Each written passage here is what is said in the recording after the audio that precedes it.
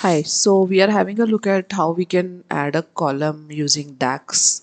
So I'm using the sample superstore dataset. Here I will be adding a profit margin column by dividing profit with sales values. So let us go ahead with that.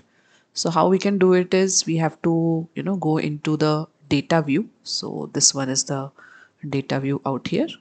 So click on this data view. As you click on it, it shows you the options, and here you have to select the table name. So right now we have only a single table. So the name itself is selected, which is the orders. So this is our orders table. Suppose you have multiple tables, so you have to select the table in which you want to add the column. So right now I'm not making any changes. After you do this, you have to select new column. Okay, because we want to add a new column. So we have to select the option new column. As I select new column, it shows me that based on what value you have to add the new column, what should be the value of this column, what should be the name of this column.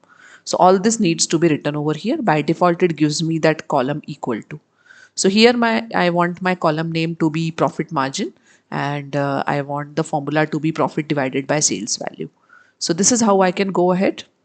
I can have a closer look. This is the name of my new column that I want, and profit and sales, which I keep in square brackets, are actually my existing columns in the table. So here you have to make sure that you are writing the exact spelling in the exact way it is mentioned in your table. So you can see over here sales is mentioned with a uppercase S, and profit is also mentioned with a uppercase P without any spaces. So once I do it, we have to just hit a enter.